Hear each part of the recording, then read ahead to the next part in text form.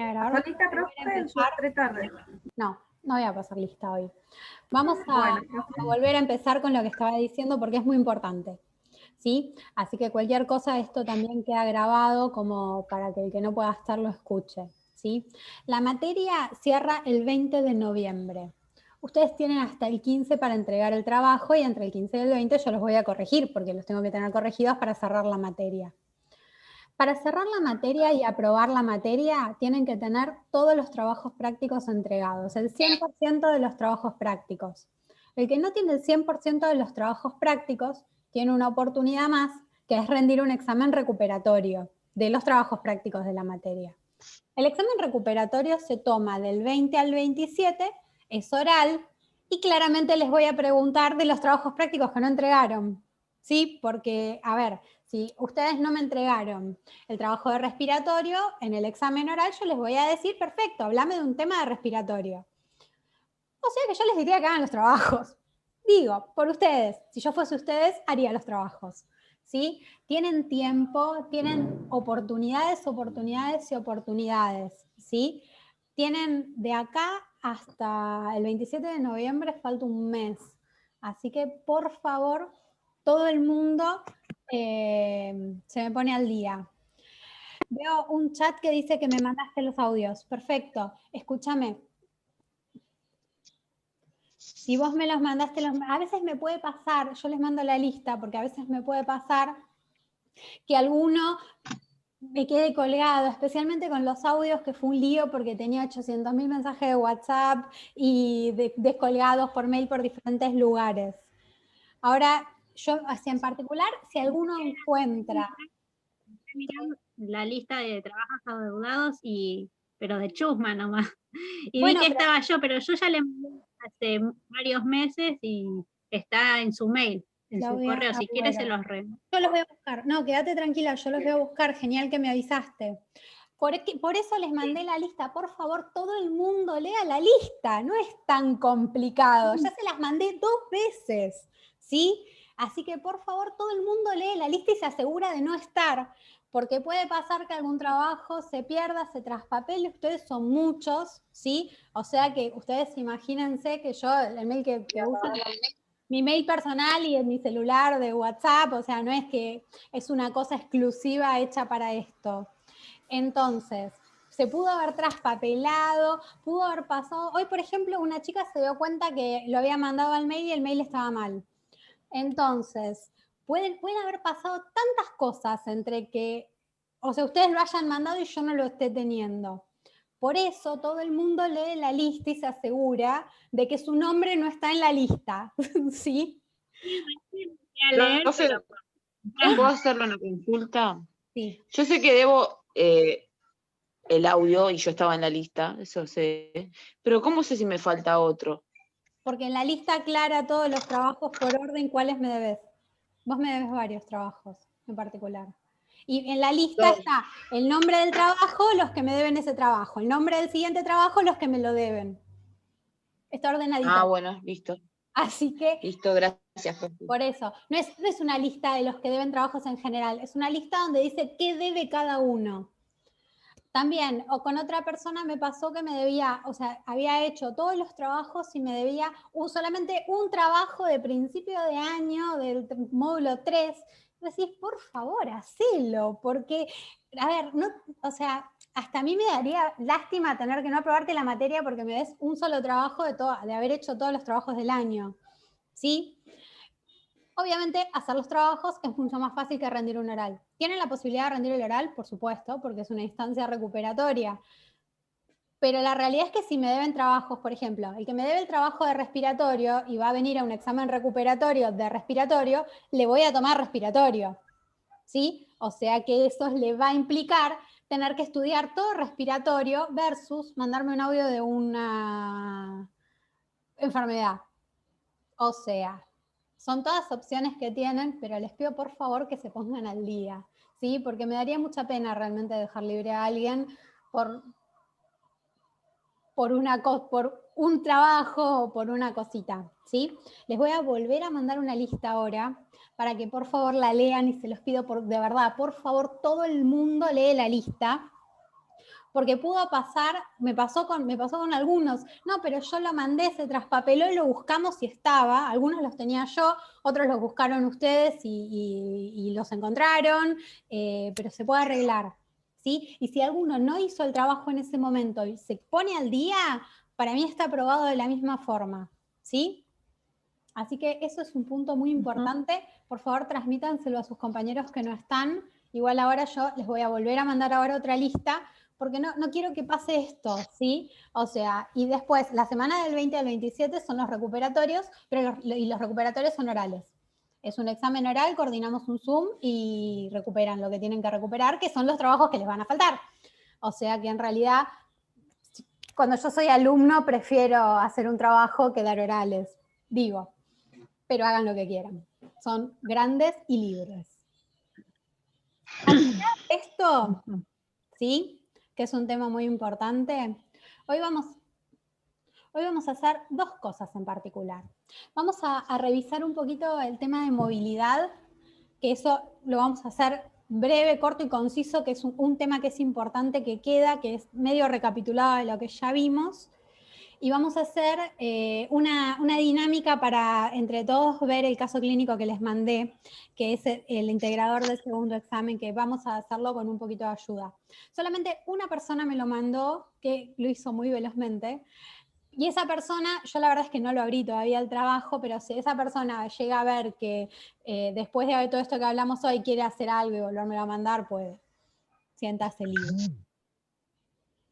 Les voy a compartir mi pantalla.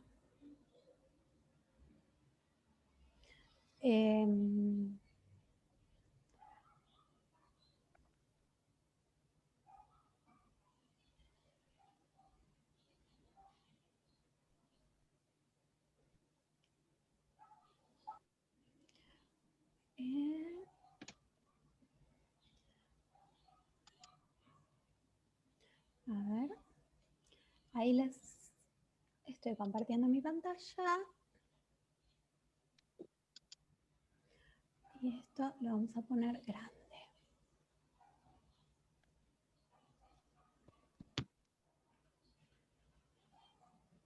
Ahí está. Vamos a ver ahora brevemente unos temas de movilidad, ¿sí? Que me interesa que se lleven. Es el síndrome de inmovilidad y caídas. Sí, el síndrome de inmovilidad y caídas es un síndrome geriátrico que es importante porque nosotros estuvimos viendo en todo este tiempo todo lo que es la valoración geriátrica integral, que también que es otro de los conceptos que me interesa que se lleven, ¿sí? O sea, nosotros tenemos enfermedades y después tenemos qué pasa con todas esas enfermedades y algunas características que tienen los adultos mayores que tenemos que conocer. Porque una gran parte de la gente que vamos a tratar son realmente adultos mayores, porque tienen en general más riesgo de tener un montón de enfermedades crónicas y consecuencias de enfermedades crónicas que hace que nosotros tengamos que conocer. La alteración de la movilidad en los adultos mayores puede tener muchos motivos. Nosotros vimos, por ejemplo, cuando vimos neuro, el ACV, que genera alteraciones en el trastorno, o sea, problemas de movilidad, debilidades en un brazo, una pierna y la cara, ¿sí? Que es una hemiparesia facio-brachiocrural de derecha o izquierda, ¿sí? Como síntoma principal, más allá de otros trastornos que puede tener. Cuando vimos diabetes, vimos la neuropatía diabética, que es un trastorno de los miembros inferiores principalmente, donde la persona no tiene sensibilidad en sus miembros inferiores. Entonces, por ejemplo, si se pone una zapatilla que lo lastima, puede pasar que la persona tenga una úlcera en esa pierna. Y eso tiene mucho que ver con la neuropatía, o sea que la persona no siente bien, y cuando una persona no siente bien sus piernas, tiene más riesgo de caerse o más dificultades para caminar. Puede pasar porque tenga alteraciones cardiovasculares, por ejemplo, una persona que tiene una insuficiencia cardíaca, que su corazón no funciona muy bien y empieza a acumular agua y tiene edema en los miembros inferiores, le puede costar más movilizarse. Y después está el tema de la osteoartritis o artrosis, ¿sí? Que ahora vamos a ver la diferencia entre artritis y artrosis. Y el otro tema es la relación con la osteoporosis, que a veces puede costar más caminar, y los déficits sensoriales. Una persona que no ve bien o que tiene, por ejemplo, como vimos la vez anterior, cataratas y que ve todo nublado porque tiene las cataratas, le puede pasar que le cueste más caminar, moverse y movilizarse. Una diferencia importante, que esto es más para que se lo lleven para la vida, entre artritis y artrosis, ¿sí? La osteoartritis es la artrosis, ¿sí? Estos son sinónimos. Y la artritis, propiamente dicha, es la artritis reumatoide, es una enfermedad autoinmune. Nosotros no vimos enfermedades autoinmunes porque ya es mucho para la materia, pero una de las diferencias es que me interesa que conozcan el concepto de artrosis porque es súper frecuente y súper común y lo van a encontrar en la mayoría de las personas mayores. ¿Cuántas veces habrán escuchado a una persona mayor quejarse del dolor de rodilla, del dolor de las manos, del dolor del cuello y decir todo es artrosis? ¿Sí? ¿Por qué la gente dice eso? ¿Por qué? Porque es una enfermedad del cartílago, ¿sí? Que da rigidez y da dolor. En general no da inflamación, ¿sí? Pero da rigidez y dolor. Es una enfermedad que se asocia al envejecimiento y es más frecuente después de los 40 años. No tiene más nada además de las articulaciones y en general el dolor empeora con los movimientos. Y esta enfermedad no es autoinmune, es degenerativa, se llama. ¿Por qué? Porque es el cartílago que se va afinando y cuando se afina el cartílago, la articulación, o sea, el cartílago que recubre el hueso de la articulación, disminuye el espacio que hay entre los huesos y eso como que choca un poco y el cartílago cuando es finito molesta, ¿sí? Y esa enfermedad genera dolor, genera mucho dolor, puede ser muy molesta y hasta un poco invalidante. Y es diferente de la artritis. ¿Por qué? Porque la artritis sí, es una inflamación de la articulación autoinmune, que eso es otra cosa, es una inflamación que, o sea, una articulación que se inflama, y eso puede pasar a cualquier edad, o sea, y puede pasar hasta incluso hay artritis en los chicos, y esto es otra historia, es otra enfermedad, ¿sí? Pero para no confundir un concepto y el otro. La artrosis no tiene un tratamiento en sí mismo más que el manejo del dolor y después hay algunas medicaciones que se usan mucho, que habrán escuchado, como el colágeno, el cartílago de tiburón y ese tipo de cuestiones que así como muy efectivas no son, pero algo es algo en general. Entonces, ¿qué pasa? Cuando empiezan a aparecer todos estos factores en un anciano, ¿sí? Especialmente, se genera una espiral descendente, ¿sí? Espiral descendente de la movilidad se llama. ¿A qué se me refiero con espiral descendente? Cuando la persona empieza a tener un trastorno, la persona se empieza a mover un poco menos y ese moverse menos genera moverse menos y el moverse menos genera moverse menos. Es como cuando dicen que la cama trae más cama, ¿sí? A eso se refiere a esto. ¿Qué pasa? Ustedes imagínense, les voy a poner un ejemplo que no tiene nada que ver, pero ustedes imagínense un maratonista. Maratonista que corre 42 kilómetros, corre bárbaro, llega y hace, no sé, 40 minutos. Díganme si digo pavadas en los tiempos, pero diga, ponele 40 minutos un maratón. Es muy poco. 2 horas o 1 hora y media, un maratón. Era el mejor. Esa persona de pronto, que entrenaba todos los días, empieza a entrenar 2 veces por semana. El próximo maratón hace 3 horas. Después esa persona que empezaba a entrenar 3 veces por semana, deja de entrenar. Él deja de entrenar, pasan 3 meses, corre el maratón y capaz tarda 4 horas. Pero pasan 5 años. Y esa persona probablemente ya no pueda correr un maratón. ¿Sí? O sea, entonces esto, donde uno dice, bueno, yo estoy entrenando para algo y el rendimiento, o sea, es por el entrenamiento que va teniendo la persona, aplica a lo que es un anciano en su vida diaria. Una persona que salía todos los días, que caminaba, que trabajaba, que hacía sus compras y de pronto deja de salir, por ejemplo con la pandemia, esa persona después su capacidad para volver a todo lo que hacía antes es menor. Y una persona, por ejemplo, que se levantaba y hacía sus cosas y todo esto, por culpa de una enfermedad, se mete en la cama, está un mes en la cama, o sea, ese mes en la cama probablemente le juegue en contra. Y esa persona que podía hacer un montón de cosas, quizás ya no pueda volver a hacer todas las cosas que hacía, ¿sí? O sea, entonces, ¿qué pasa? Nosotros tenemos que actuar sobre todo eso y sobre la espiral descendente porque nosotros sabemos que existe. O sea, para un anciano que hace poquitas cosas, estar 15 días en la cama le puede costar todo lo que hacía, ¿sí? O sea, le puede pasar que capaz ya no se puede levantar al baño por una hospitalización prolongada. Entonces, siempre tenemos que tratar de reducir el reposo en la cama, incluso en la hospitalización, o sea, cuando el paciente está internado por alguna razón, siempre hay que tratar de que no esté en reposo en la cama quieto todo el día, porque uno dice, bueno, la persona tiene que hacer reposo, sí, pero después esa persona probablemente no logre recuperar todo lo que hacía antes, ¿sí? En una persona joven le puede pasar que pierda un poco de capacidad funcional, pero si esa persona podía hacer un montón de cosas, como que no se nota tanto o el tiempo de recuperación después terminará ocurriendo. Pero en un anciano puede costar mucho más. Después es muy importante que hagan ejercicios dentro del rango de movimiento, o sea, que lo que se puedan mover, se muevan, ¿sí? Y ejercicios activos y pasivos. O sea, activos cuando la persona lo hace por sí misma y pasivo es cuando, por ejemplo, vos le movés una pierna. Si la persona está en la cama y capaz no está muy consciente, no se puede mover sola porque está muy débil, bueno, hay que hacer ejercicios con sus miembros inferiores, con sus miembros superiores, que haga fuerza con los brazos, o sea, que se mueva y tratar de que se mueva, porque la pérdida que conlleva la pasividad, o sea, la pérdida que conlleva el no hacer nada, tiene un costo muy alto, ¿sí? Y también son muy importantes los cambios frecuentes de posición.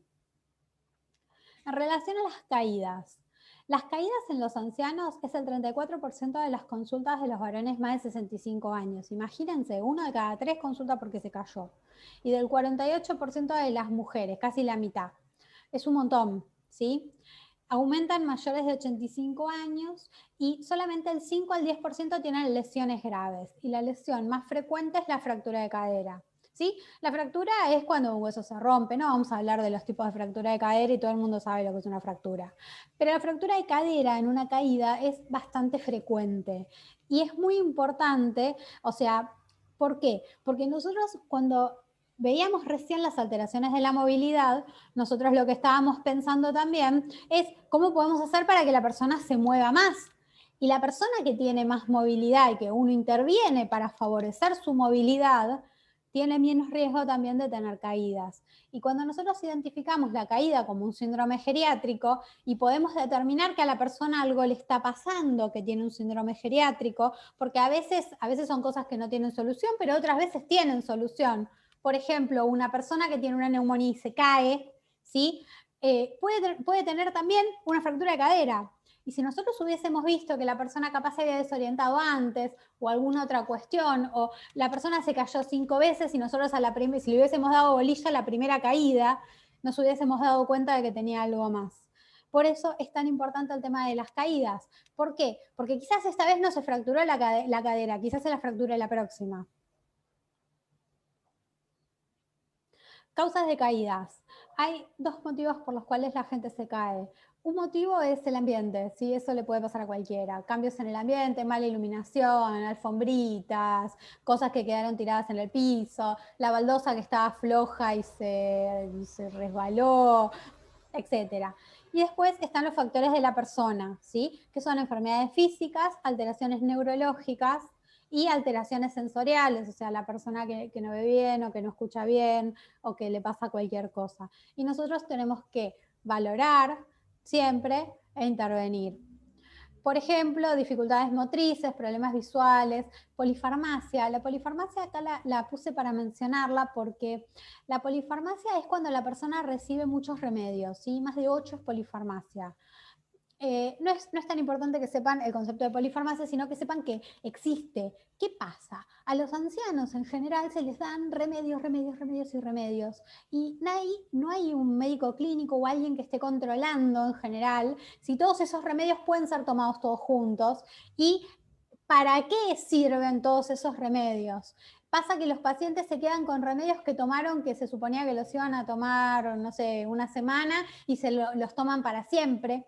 Pasa que los pacientes toman remedios que le recetó el vecino, el amigo, el tío y bueno, lo agregan y lo toman. Pasa que los pacientes, por ejemplo, confunden las marcas, entonces toman 2 marcas de lo mismo. por ejemplo, son todas cosas que suceden, ¿sí? Por culpa de la cantidad de remedios que toman, o pasa que los pacientes se confunden y los remedios a veces los toman y a veces no, y como son muchos, después no saben qué tomaron, y a veces como no saben qué tomaron, toman 2 veces el mismo remedio, ¿sí?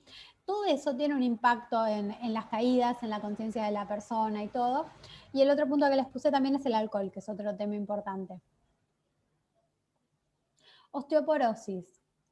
Osteoporosis, bueno, es el aumento patológico de la fragilidad de los huesos. Acá les puse un dibujito, ¿sí?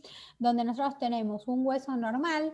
Los huesos no son estáticos, sino que se van remodelando, se llama. O sea, van cambiando su estructura en base a lo que uno hace.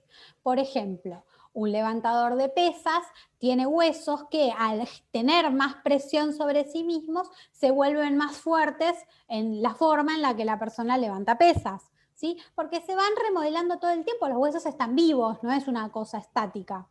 Entonces, ¿qué pasa? Cuando la persona tiene más edad o no tiene actividad y no tiene actividad y los huesos no hacen fuerza, se van poniendo cada vez más frágiles porque ustedes van a ver que tiene como agujeritos, ¿sí? Y tienen como esto que se llama trabéculas, que son como si fuesen estos circulitos que ven acá. Bueno, espero que vean mi cursor. Entonces, eso se va haciendo cada vez más frágil con los años. ¿Y esto en qué termina? En fracturas, ¿sí? La osteoporosis instalada es cuando la persona tiene una fractura en la cadera, en la columna, ¿sí? O en las muñecas, que esto también es bastante frecuente. Y esto trae aparejado un problema que es por un problema de calcio, vitamina D y fósforo, que es el balance de todo eso lo que genera la osteoporosis. Simplemente quiero que sepan lo que es, nada más. Bien, ¿dudas hasta acá? No, profe. No, pero Genial. Hoy igual lo que me interesa es que hagamos la dinámica del caso clínico, así que vamos a pasar rápido por este tema, que es otra cosa que les quiero decir, que me parece súper importante que se lleven, y vamos a pasar al caso clínico. Cuando un paciente tiene dolor, ¿sí? Dolor por cualquier causa, o sea, está en movilidad porque, no sé, la persona puede tener un dolor por una fractura o un dolor por cualquier cosa, pero esto es dolor por cualquier causa. Es súper frecuente que a la gente le duela algo, ¿sí? Convengamos. El tema de la artrosis es una causa de dolor muy importante en los ancianos especialmente, y hay un gran consumo de analgésicos y de analgésicos que no están recetados también. O sea, la gente va y se toma un analgésico y bueno. Entonces, ¿qué pasa? Nosotros tenemos el primer escalón, ¿sí? O sea, hay 3 escalones y nosotros podemos utilizar los escalones según la intensidad del dolor y en una escala. O sea, nosotros podemos utilizar los analgésicos, pero empezamos por el principio y después progresamos a analgésicos más fuertes. Que esto es lo que debería pasar, pero muchas veces no es lo que pasa. Cada medicamento, sí, o sea, el paracetamol lo conocen, el ibuprofeno lo conocen, el diclofenac lo conocen de la vida, ¿sí? Me imagino que lo conocen. Sí, sí, profe. sí, profe. Estos son analgésicos que uno conoce de la vida, ¿sí? Entonces, ¿qué pasa? La gente en general, estos analgésicos, que son los analgésicos no opioides, los toma como caramelos, ¿sí? Como pastillitas. La gente en general muchas veces toma demasiados analgésicos. Estos analgésicos tienen dosis máximas. Uno no puede tomar 35 diclofenac por día porque después tienen efectos adversos y dan hemorragias digestivas y traen problemas, ¿sí? Entonces, cuando ese analgésico en la dosis que corresponde no es suficiente, hay medicación que uno puede usar que se llama adyuvante, ¿sí? Que en general son antidepresivos o medicación para el dolor cuando es dolor de los nervios, como vimos en el herpes zóster, que había dolor del nervio. Bueno, hay medicación que se puede usar para eso. Cuando ese analgésico no hace efecto, recién se pasa al segundo escalón, que son los opioides débiles, que habrán escuchado hablar del tramadol especialmente, ¿sí? Tramadol y codeína. Y cuando ese escalón no hace efecto y no alcanza, ahí recién se puede pasar a opioides potentes como morfina, que eso se usa en algunos tipos especialmente en cáncer y todo esto se puede ir asociando entre sí. Entonces, ¿puede venir, no sé, un tío con artrosis a decir que le dijeron que tome tramadol sin haberse tomado un paracetamol? La respuesta es no, no se puede hacer eso. ¿Por qué? Porque hay que respetar la escala analgésica. No pretendo que sepan la escala, sino que sí pretendo que sepan que existe, ¿sí? Y que tengan un poco de conciencia de que hay una forma de dar analgésicos, ¿sí? Y que eso hay que respetarlo. Y el otro tema que quizás quisiera que se lleven como mensaje es que los medicamentos tienen dosis máximas, ¿sí? Que hay que respetarlas. No se puede tomar analgésicos indiscriminadamente. Eso me parece que es un mensaje importante para que se lleven dentro de su profesión. De vuelta, no les voy a preguntar quién los analgésicos, no les voy a preguntar nada de esto, de este cuadrito, pero sí espero que se lo lleven para su vida porque es importante. Pero porque a veces incluso pasa que cuando cuando un paciente está internado, por ejemplo, y bueno, dale morfina, o y bueno, dale un tramadol. Y vos decís, no, a ver, empecemos por el principio, o sea, empecemos por los analgésicos comunes. Y después de que empezamos por los analgésicos comunes, recién ahí pasemos a otra cosa. Y el otro tema es que tampoco podemos darle al paciente, por ejemplo, el diclofenac se puede tomar dos máximo por día. No le podemos dar al paciente 4 diclofenac porque se me ocurrió. O sea, eso no se puede hacer porque el paciente va a terminar con una hemorragia digestiva, ¿sí? Y no va a traerle más beneficio. O sea, lo mismo el ibuprofeno, o sea, el ibuprofeno es máximo 4 por día, o sea, el paracetamol máximo 4 por día. No se puede sobremedicar a la gente tampoco con analgésicos comunes. O sea, si al paciente no le alcanza el analgésico común, asociemos y pasemos a un opioide más débil, o un opioide débil. Si con eso no le alcanza, recién pasamos a morfina. Y asociemos, ¿sí? O sea, los analgésicos no opioides se asocian a los otros. Y después siempre podemos usar algunas otras cosas que, bueno, eso se hace con... Eso, bueno, en realidad lo hacen los médicos, es una cosa como más específica, pero sí es un poco de práctica de ustedes tener pauta de alarma en relación a estas cuestiones y los pacientes les van a contar que se toman 35 ibuprofeno porque quieren y uno tiene que decir, no, eso no está bien. ¿Sí? Bien, ¿estamos con el tema de dolor? ¿Con esto? Esto es un mensaje para la vida, ¿sí? No entra en el examen. Sí, profe, se entendió todo. Listo. Eso llévenselo adelante. Bien. Esto, la idea lo vamos a hacer Igual, profe, todos. Sí. que está también el otro punto, porque hay viejitos que no quieren tomar nada. Te dicen que no porque el médico les dice que no tienen que abusar del antiinflamatorio. Porque Y no te quieren recibir nada. es cierto, los antiinflamatorios tienen un tiempo en general, o sea, a ver, toda la medicación tiene ventajas y desventajas, ¿sí? Y toda la medicación que uno da es costo-beneficio, o sea, tiene un beneficio y también tiene un costo. Y todos los remedios, todos, el 100% de los remedios tienen efectos adversos. Entonces, a la persona le puede pasar que tenga un beneficio, por ejemplo, que se le vaya el dolor, y también le puede pasar que tenga un efecto adverso por culpa del remedio que está tomando, ¿sí? Por ejemplo, que tenga una hemorragia digestiva. De los analgésicos comunes no se puede abusar. Son para tomar corto tiempo y poca cantidad. Entonces siempre los médicos dicen todo el tiempo que no hay que estar tomando analgésicos, todo. Después también depende del dolor, qué tanto dolor y todo.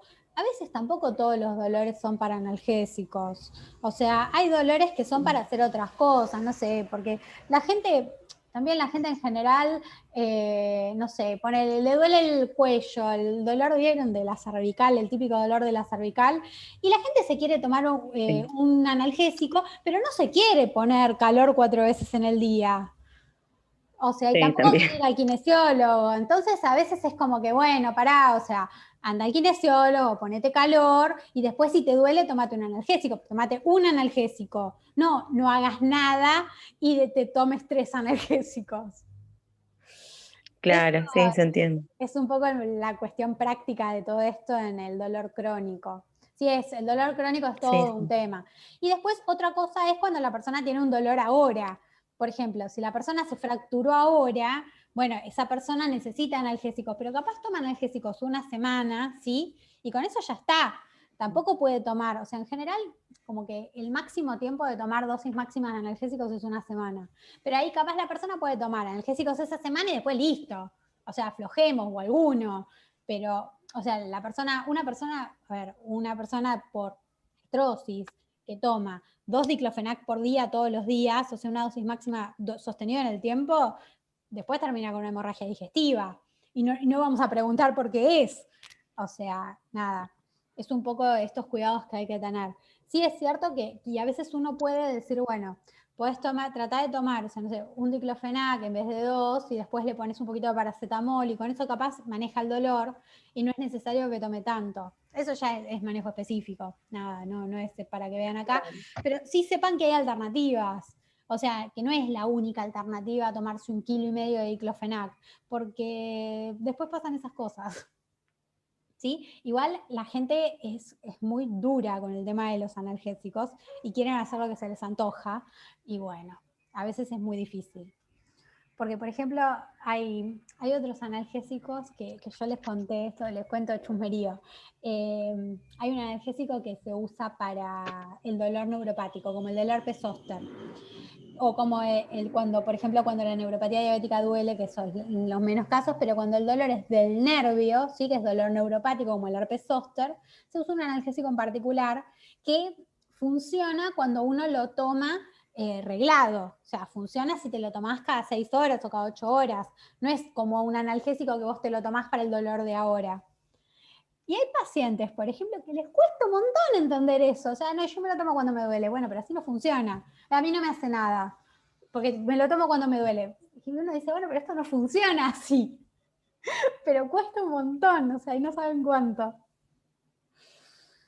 Sí, Bien, es verdad, profe. terrible. Bien, Sí. vamos a revisar entre todos el caso clínico. Así que, o sea, vamos a ir leyendo el caso clínico, pero los quiero escuchar a ustedes. Yo acá les marqué algunas cositas que vamos a ir viendo, ¿sí? Entonces, bueno, Idelma López, este es el caso clínico que tienen en el trabajo, ¿sí? En el trabajo integrador. Idelma López es una mujer de 73 años, que estamos de acuerdo que es una anciana, ¿sí? Que está hospitalizada, o sea que la señora está hospitalizada porque claramente le pasó algo, que es una enfermedad aguda o crónica. Bueno, no les termine de leer el caso. Ahora les digo, como consecuencia de una hemiparesia facio-brachiocrural derecha de inicio súbito. Ahora sí, ¿es agudo o crónica? Aguda. Es aguda. Aguda, profe. Excelente. ¿Y alguien se acuerda lo que es una hemiparesia?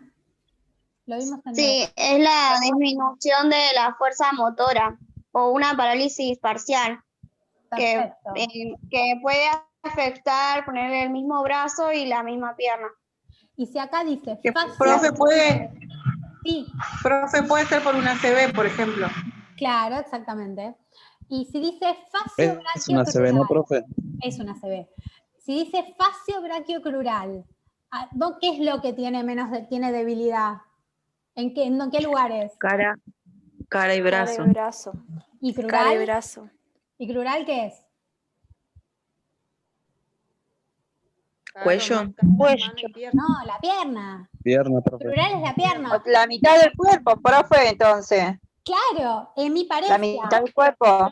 ¿Se acuerdan el Sí. dibujito? ¿Se acuerdan el dibujito que vimos? Sí, estaba ahí. Que estaba por la mitad. Sí, que mostraba que era la En lo mitad del del neuro, cuerpo. profe. Sí.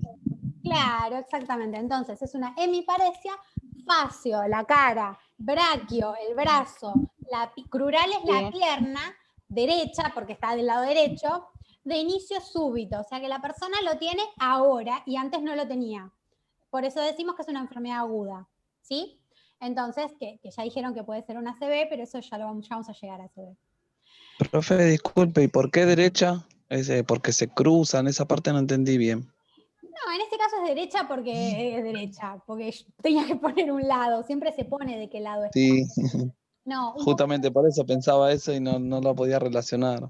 claro, en general lo que pasa es que cuando vos tenés un infarto del lado izquierdo, la hemiparesia es derecha, y cuando vos tenés un infarto del lado derecho, la hemiparesia es izquierda, ¿sí?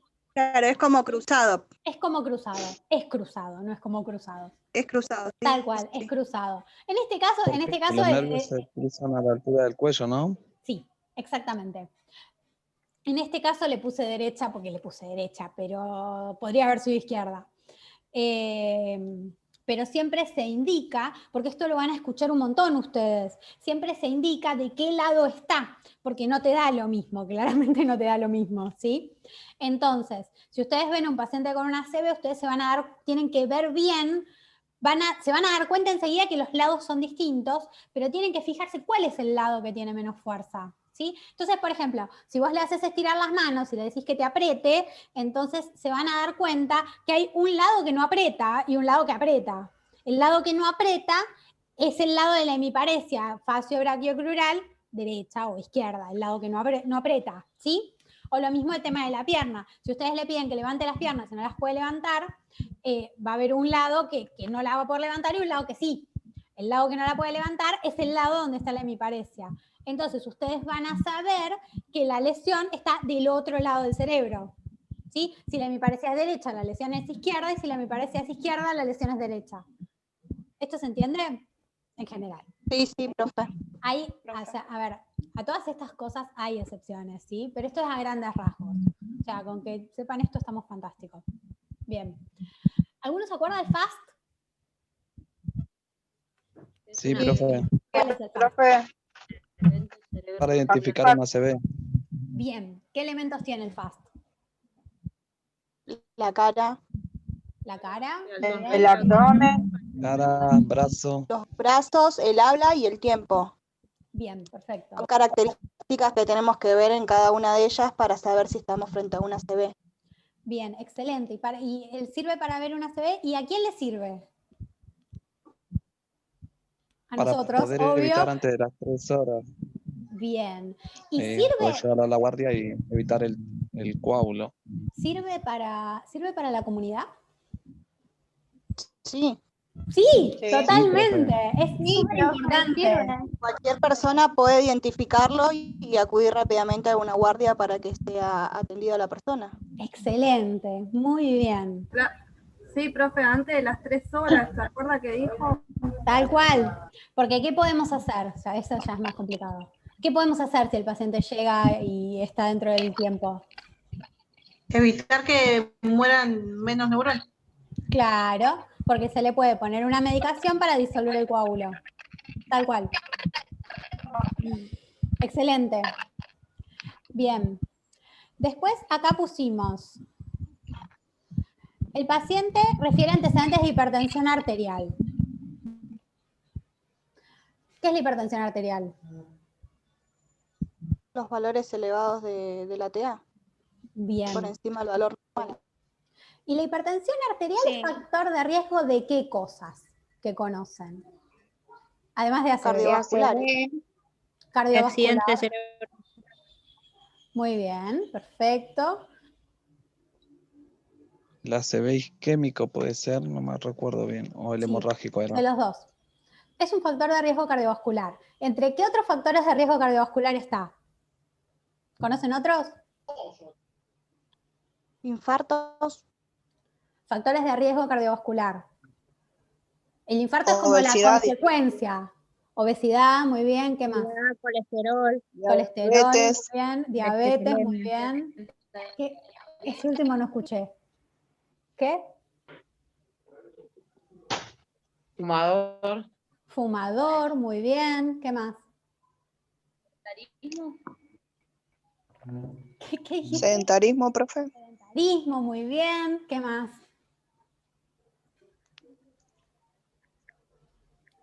Estrés puede ser, profe. Sí, muy bien. ¿Qué más?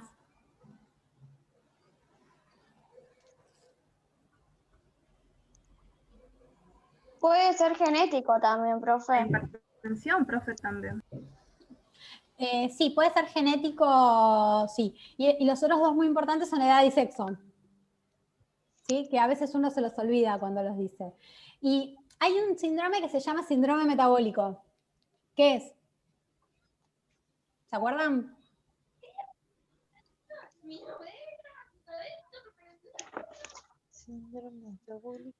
Síndrome metabólico, que está relacionado, por ejemplo, con los factores de riesgo cardiovascular propiamente dicho. ¿Y qué es el síndrome metabólico?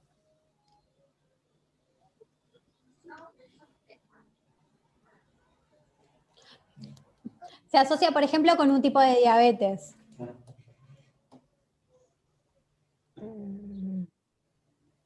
El síndrome metabólico es un síndrome que forma parte de los factores de riesgo cardiovascular y que se asocia a la diabetes tipo 2.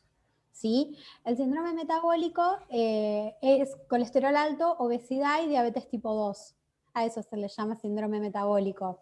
Y es como un factor de riesgo cardiovascular, es como el factor de riesgo cardiovascular porque estas cosas están en combo, ¿sí? O sea, la diabetes tipo 2, la obesidad y las dislipemias, el colesterol alto, está todo de la mano, ¿sí? Entonces, o sea, la obesidad en realidad se mide por la circunferencia de la cintura y es la diabetes tipo 2 que forma parte del síndrome metabólico. Alguien que me diga qué diferencia hay entre la diabetes tipo 1 y la diabetes tipo 2. La edad Segrega tipo insulina 1, y la otra Una no. segrega la insulina y la otra no. crónica y la otra no. Perfecto, excelente. El daño, la La tipo edad, 1 era perfecto. Uno por lo general es en jóvenes. Sí, tal cual. Bien. ¿Y algo que se les ocurra en relación al tratamiento? ¿La diabetes tipo 1 con qué se trata? Tipo 1 oral. Insulina. Con insulina, insulina. inyecciones de insulina. Con insulina. La tipo 2, la que se trata con medicamentos. fármacos orales.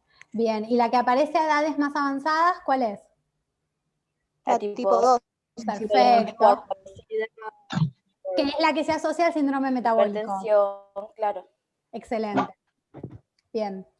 Entonces, vemos que esta señora tiene un factor de riesgo cardiovascular, pero después se hallaba relativamente sano, o sea, nada, perfecto.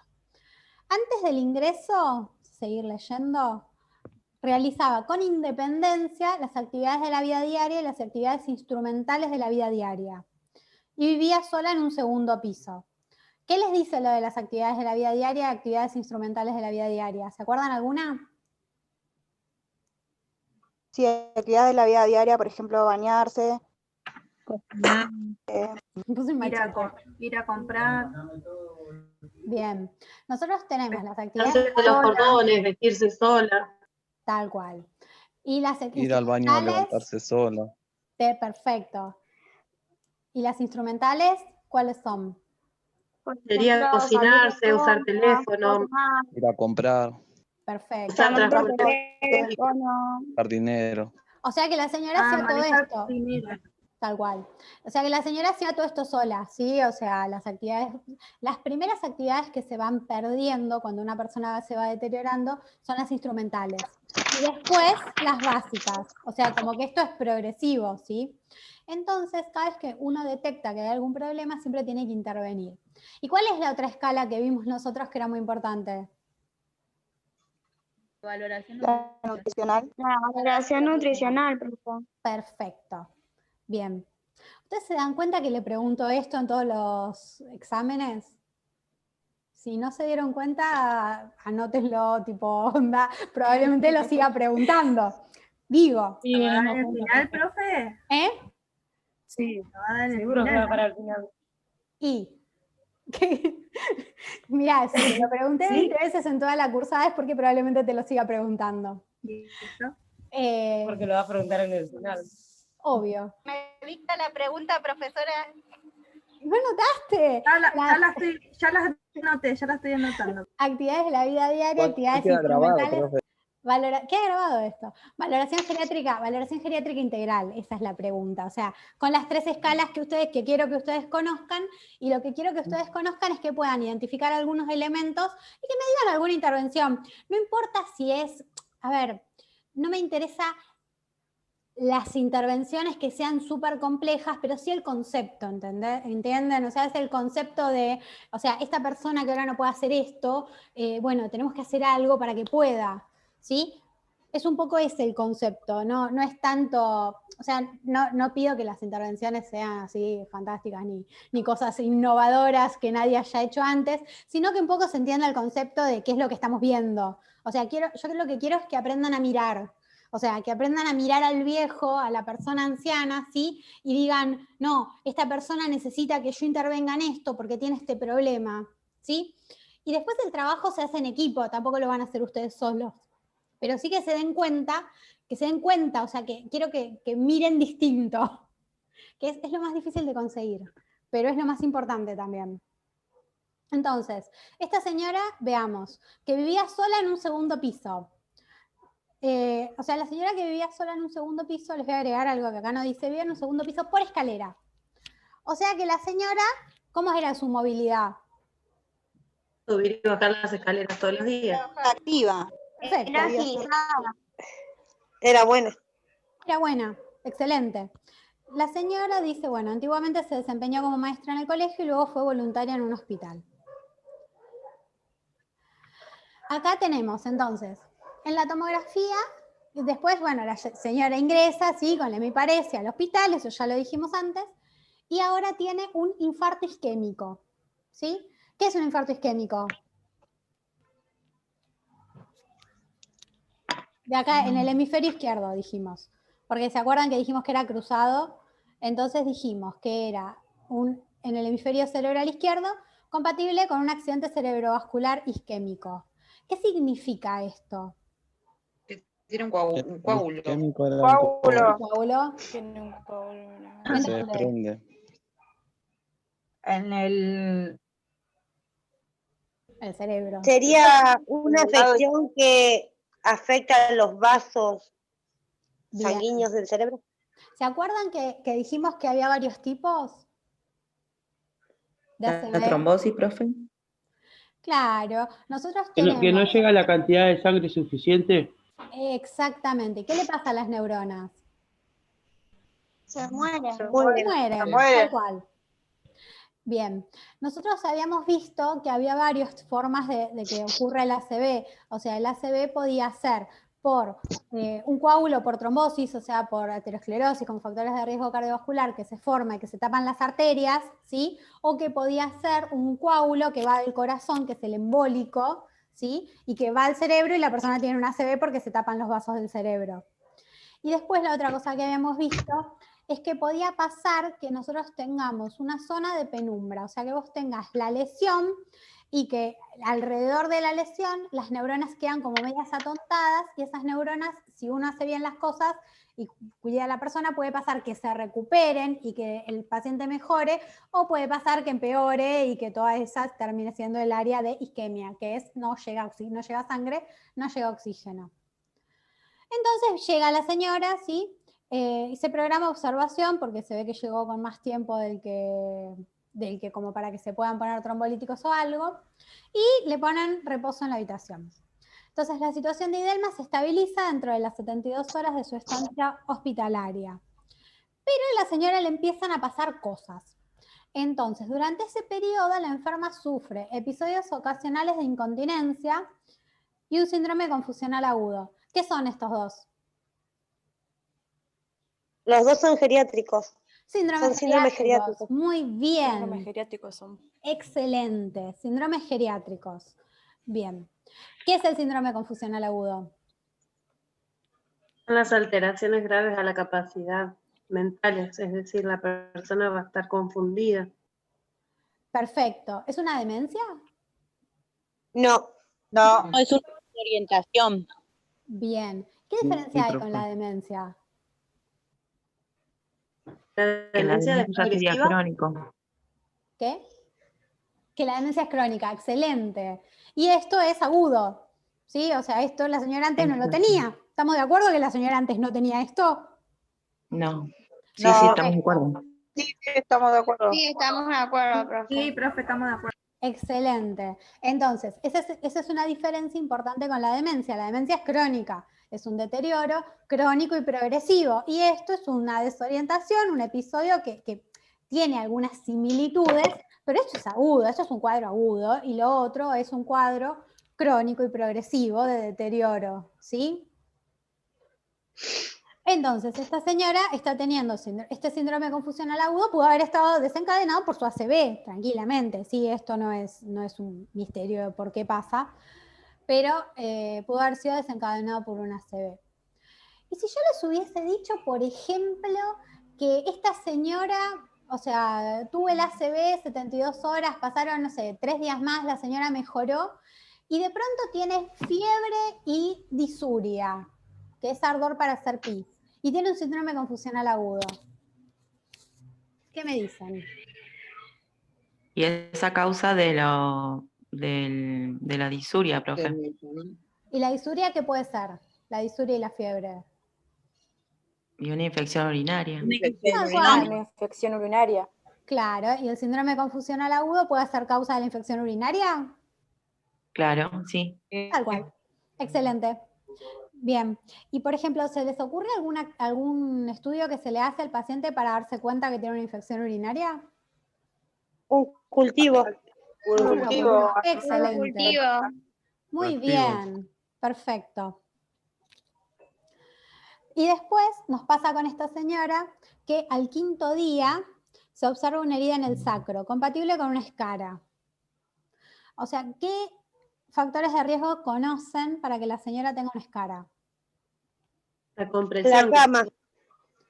El reposo prolongado. Reposo prolongado, perfecto. Sí. ¿Qué más? Falta de rotación. Sí, ¿qué más? Las mismas imperfecciones de la Hidratación en cama. la piel también. Higiene y confort. De la piel. Hidratación. La hidratación, ¿qué más? La circulación de la sangre también, porque estuvo en reposo. Perfecto. ¿La incontinencia influye? Sí, Sí. ¿En qué? Sí, porque la zona está Porque húmeda. no está eliminando bien el... Porque la zona está húmeda y se macera la piel. Perfecto. Bien, ¿y a ustedes cómo les parece que pueden prevenir que la persona tenga una escara? Con la rotación. Con la rotación del paciente, profe. Mantener la zona limpia, higiénica y seca. Perfecto. Bien. La ayuda también el apoyo de los nidos. Y la rotación, si la persona, por ejemplo, no tuviese incontinencia y uno estuviese, o sea, la zona del sacro seca, limpia y sin problemas, pero la señora tiene una ACV, por ejemplo, ¿por qué es importante la rotación? Igual. Porque igual se forma la escara Para por la presión. circulación de la sangre. Por la circulación de la Perfecto. sangre. Tal cual. Esta es la alteración de la También es una microvasculatura de la persona, un piel. adulto mayor. Excelente. Bien.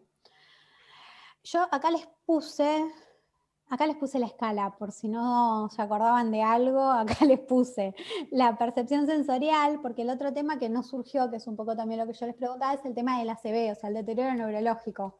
Con la de percepción sensorial, la piel húmeda, la actividad de la persona, la posibilidad de moverse y de cambiar su cuerpo, ¿sí? El patrón, la nutrición, que esto sí, o sea, me dijeron la hidratación, pero no dijeron la nutrición. Después, bueno, fricción y cizallamiento, esto de que la persona probablemente no se pueda mover sola porque está en la cama y tiene una ACV, ¿sí? Pero todos estos son los factores de riesgo para tener una escala. Y ahora, otra pregunta. Entonces, acá dijimos que la paciente recibe apenas líquido y alimento por vía oral. ¿Esto cómo lo medimos?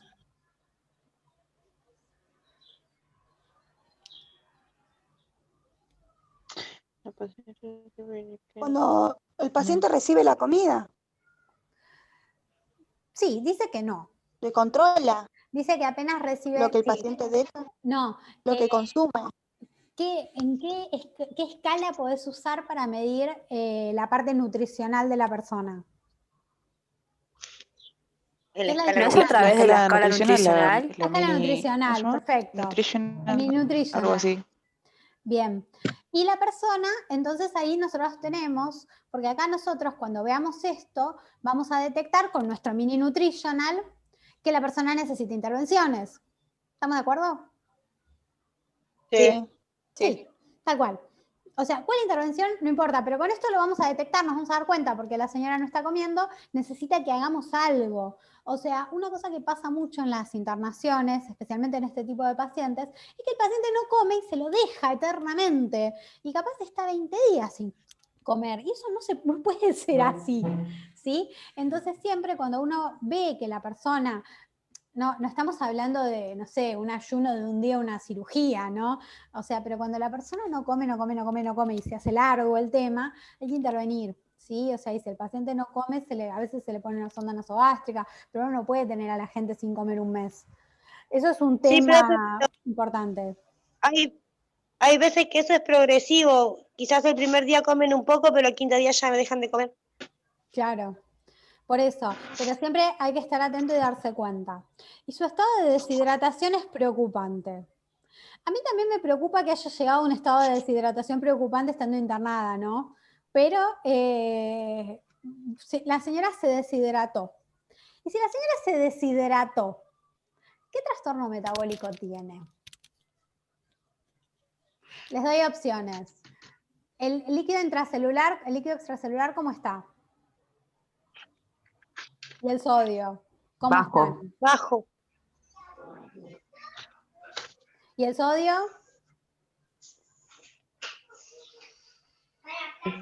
Todos los electrolitos están bajos, profe. ¿El sodio?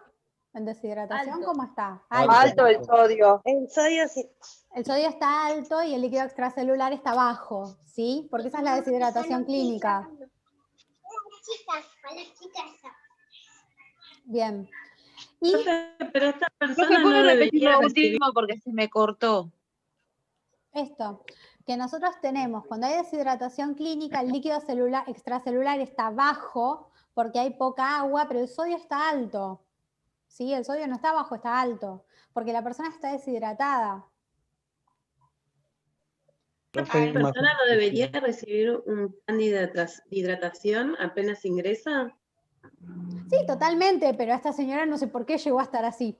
Eso, que esto hay que corregirlo, estamos 100% de acuerdo.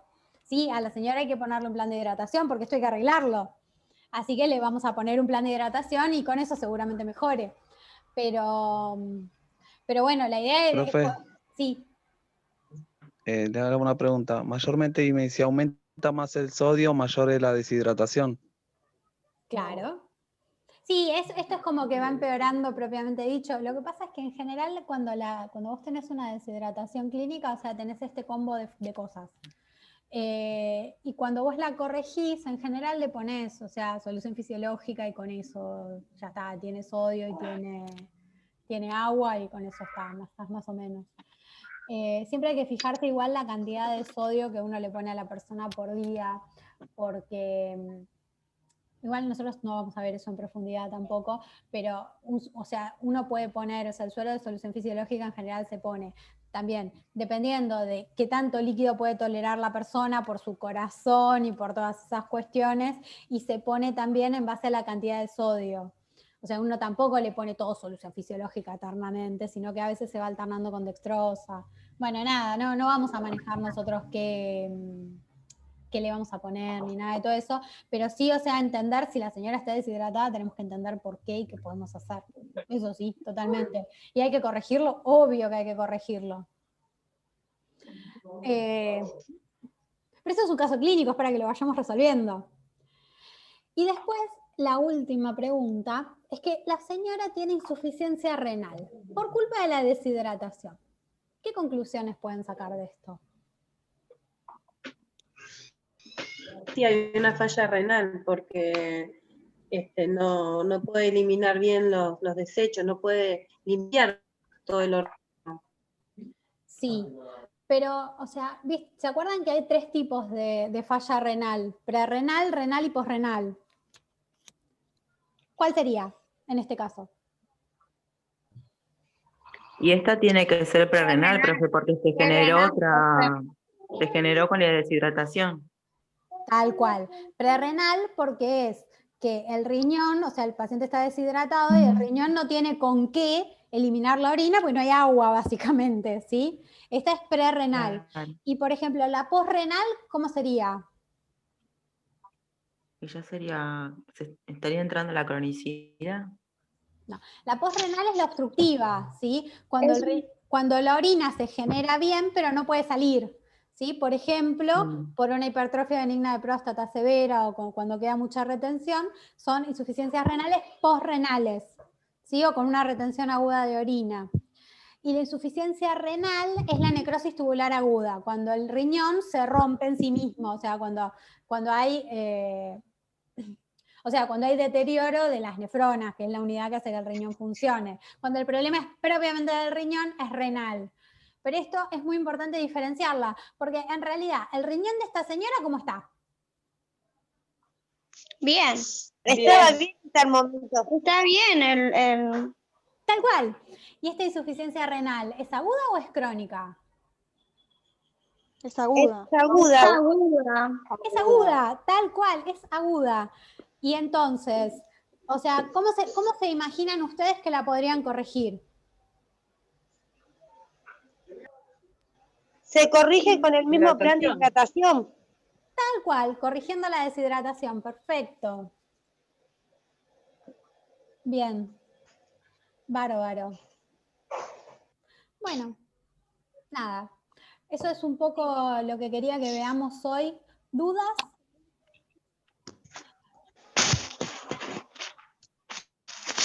No, profe.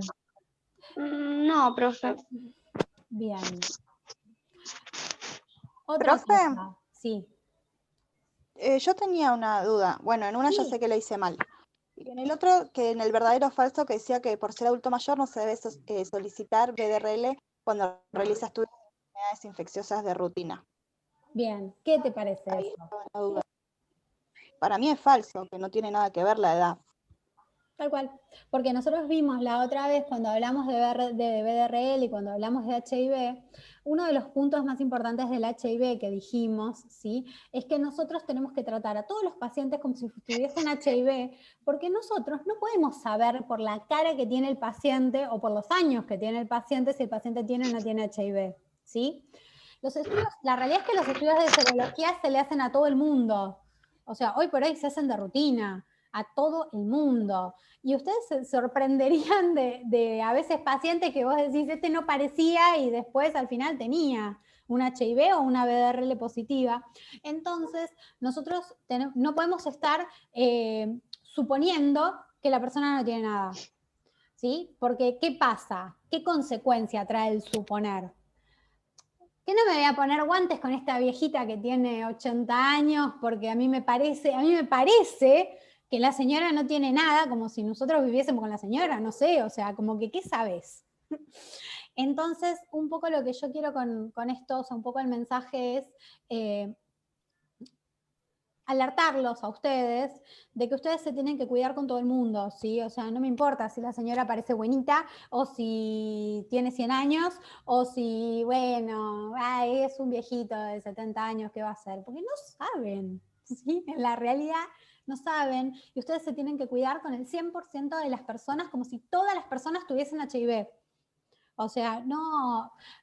Una de las cosas que pasa mucho, ¿sí? Pasa mucho más de lo que uno quisiera, y pasa mucho y lo van a ver en su vida profesional, es, por ejemplo, gente que te dice, no, yo para poner una vía con guantes no puedo.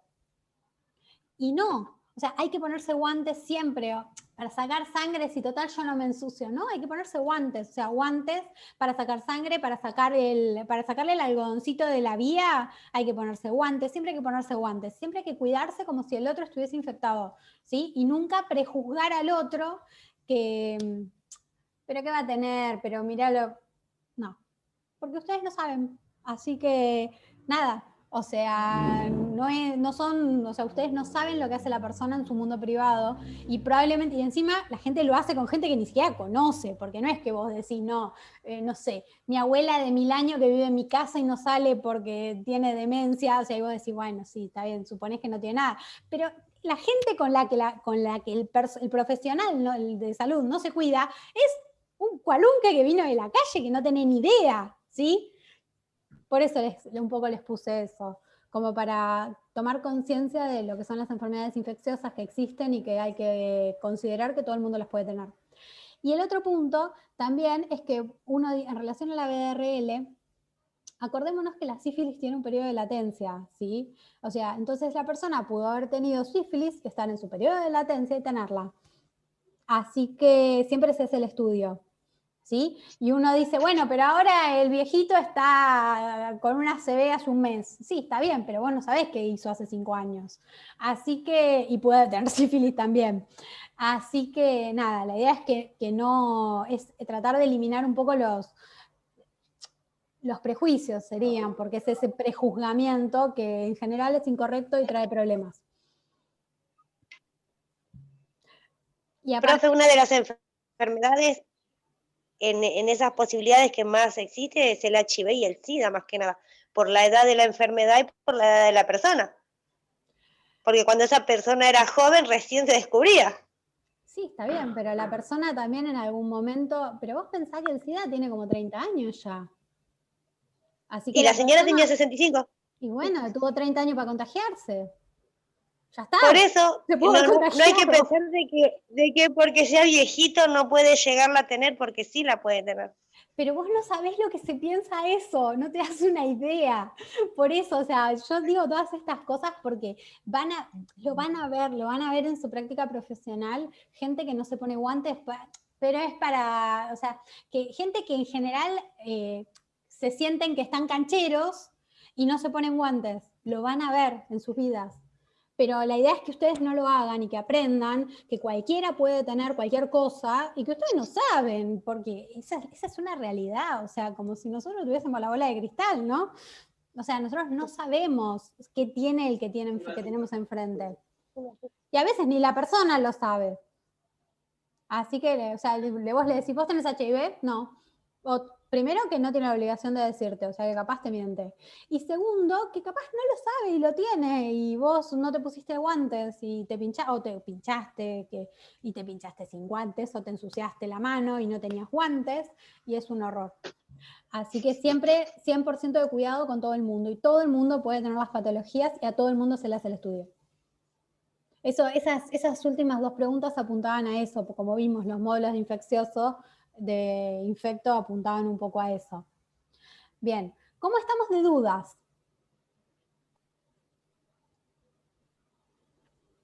Veo muy bien, o muy mal. Todas, profe. Bueno, hagan este trabajo con esto, ya lo tienen 80% resuelto. Por favor, todo el mundo agarre una hoja y escriba todo esto que acabamos de decir hoy en el TP, ¿sí? Por favor, así yo no los tengo que estar persiguiendo de que no me entregan los trabajos. Vamos a tener la clase que viene, que es el martes que viene, vamos a hacer una clase de dudas. No va a haber clase, vamos a ver una clase de dudas, o sea, vamos a revisar los temas que a ustedes les parezcan, empiecen a estudiar, empiecen a repasar, y vamos a revisar los temas que a ustedes les parezcan que no están del todo claros. Así que, si yo me conecto y nadie tiene dudas, nos vamos a desconectar a los 5 minutos, ¿sí? Así que la idea es que revisen un poco y que me digan, no, mirá, me gustaría repasar tal cosa, o tal cosa no me queda clara. Un poco lo que hicimos recién fue pasar por toda la materia, porque con un caso clínico pasás por toda la materia, ¿sí? Y esto que venimos haciendo es más o menos lo mismo que vamos a hacer en todo el resto que queda de la cursada. Profe, solo le faltó un ojo rojo doloroso acá, me parece. Claro, por ejemplo. Le tendría que haber puesto a la señora un ojo rojo doloroso. Porque ¿por qué es importante el ojo rojo doloroso? Ya que preguntan.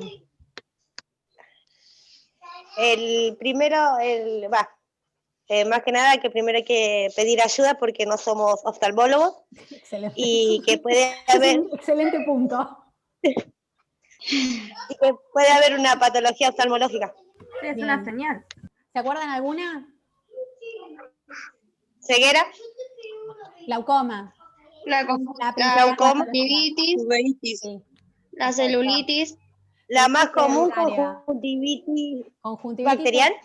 Bacteriana, perfecto. Pero la que da, la típica del ojo rojo doloroso que da ceguera es el glaucoma. Esa es la patología típica. Pero sí, muy bien. Muy bien, y excelente concepto de mandar al oculista al paciente con eso. Eso es muy importante. Genial. Bueno, así que yo les diría, repasen los temas que tengan dudas, traigan dudas, porque si no no tenemos clase, así se los digo. O sea, si yo llego y digo, ¿tienen dudas? No, ninguna, y escucho 38 ningunos, nada, listo, nos desconectamos y nos vemos en el final. Si tienen dudas, repasamos todos los temas que ustedes quieran. El otro tema, por favor, entreguen el trabajo. Por favor, vuelvo a repetir, por favor, los que deben trabajos, entreguen los trabajos que deben, ¿sí? Hay una instancia recuperatoria que es del 20 al 27, o sea, tienen como hasta el 20 para entregar los trabajos. Del 20 al 27 hay una instancia recuperatoria que es un oral, que va a ser sobre los trabajos que no entregaron, básicamente. A lo cual, vuelvo a decir, yo les sugiero que entreguen los trabajos, porque si yo fuese alumna, entregaría los trabajos. ¿Sí? Así que nada, pónganse al día, entreguen el trabajo integrador, no me deban este último trabajo, por favor, y entréguenlo antes del 15, porque piensen que yo el 20 tengo que cerrar las notas. Así que si ustedes me lo mandan el 19 a la noche, probablemente no esté cerrado en las notas del 20. ¿Sí? Así que traten de respetar los tiempos, tienen hasta el 15. Pero el trabajo, ya lo vimos, ya lo charlamos, o sea que mucha duda alrededor de este trabajo no pueden tener o no deberían tener. Y si no, de última vuelvan a poner el video y van escribiendo. ¿Sí? ¿Clarísimo? Sí, profe. Genial. Sí, profe. Les voy a volver a mandar una lista, ¿sí? Con los que me deben trabajos, y por favor todo el mundo la lee. Y todo el mundo chequea si está o no está en la lista, ¿sí? El que no está en la lista se queda tranquilo, el que no leyó la lista se tiene que preocupar, y el que está en la lista se tiene que ocupar de entregar los trabajos que faltan, ¿sí? Pero el que no leyó la lista debería estar preocupado por no haber leído la lista. Y si hay algún error en la lista, porque puede pasar, yo les repito, ustedes son muchos, entre los audios de WhatsApp, los mails y todo, puede pasar que alguno me haya mandado las cosas y que por alguna razón no esté anotado en la lista, ¿sí?